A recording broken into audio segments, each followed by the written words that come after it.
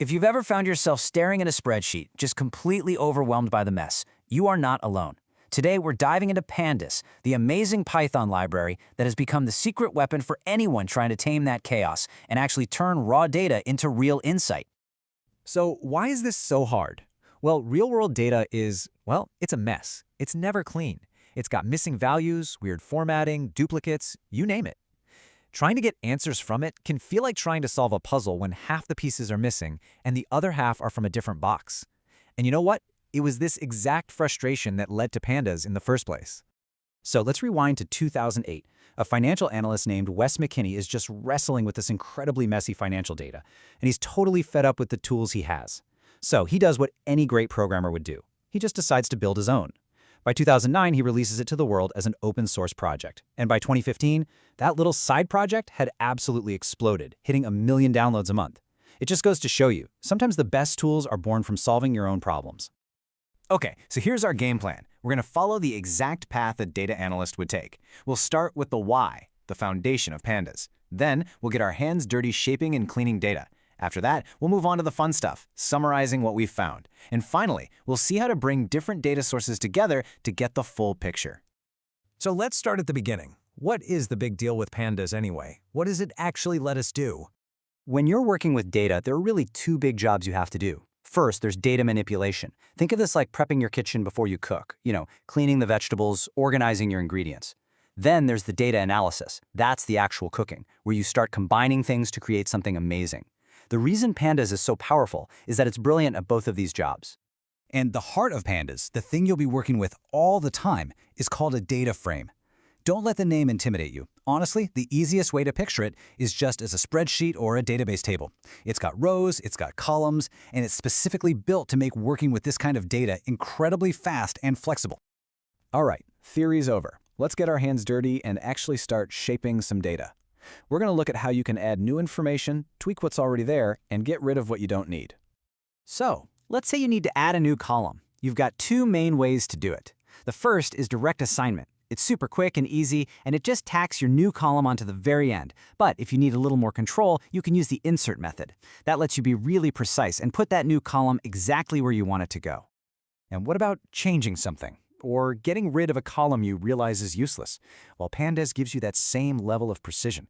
You can pinpoint an exact cell, a specific row and column, to update a value. And if a whole column needs to go, you just use the drop method. It's all about giving you fine-grained control over your dataset. Now for what is probably the single biggest headache in data work, missing data. Those annoying empty cells. Let's talk about how Pandas helps us deal with those gaps. This is what you'll see all the time in Pandas when data is missing. These little NaN values. It just stands for not a number, and it's basically a placeholder. But these placeholders can totally mess up your calculations later on. So what do we do about them? Now, the simplest, quickest fix is just to delete any row that has a missing value. Just get rid of it. But think about that for a second. Every time you do that, you're throwing away potentially valuable information. Is that always the best move? Probably not. So, Pandas gives us two main strategies. You can use drop an ID, which is that quick and dirty method of just removing the rows, or you can use fill NA, which lets you replace the empty spots with something else. You could fill them with a 0, or maybe something more useful like the average value for that entire column. But what if we could be even smarter about it? What if we could make a really educated guess? Well, that's where a technique called interpolation comes in. It's so cool. Pandas basically looks at the value before the gap and the value after the gap, and it estimates what the missing value should be. It's like intelligently connecting the dots. So here's a super simple example. Imagine your data goes 10, then a missing value, then 50. Well, a simple linear interpolation would look at that and say, hey, the logical midpoint here is 30. And just like that, it fills the gap. This is an awesome way to preserve the trend in your data instead of just plugging in a random number. Okay, so our data is clean, it's shaped, it's ready to go. Now the real fun begins. This is where we start summarizing our data to actually find the stories that are hidden inside. One of the most powerful tools in your Pandas toolbox is Group By. The strategy behind it is actually really simple. It's called split, apply, combine. You split your data into different groups, you apply some kind of calculation to each of those groups, and then you combine the results back together. It's a fantastic way to get high-level summaries.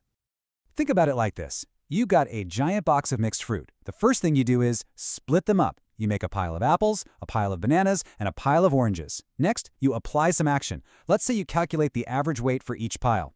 Finally, you combine those results into one neat little summary table. That, right there, is GroupBy in a nutshell.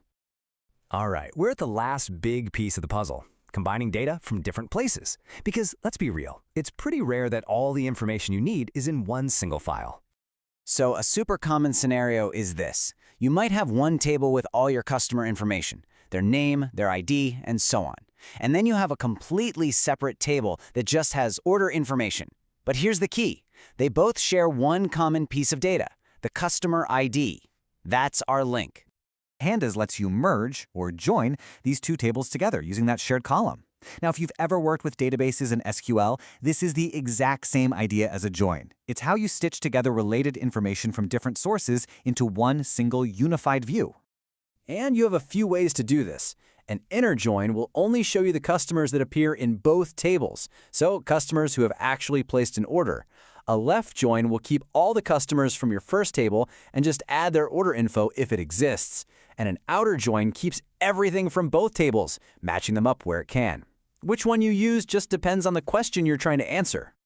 So what's the big takeaway here? Pandas is so much more than just a tool for tidying up messy spreadsheets.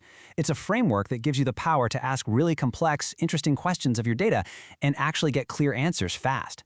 It helps you find the signal in all that noise. We have covered a ton of ground, right? From shaping and cleaning data to summarizing and combining it. You now have the fundamental toolkit for doing real data analysis with Pandas. So the only question left is, what story are you going to uncover in your next dataset?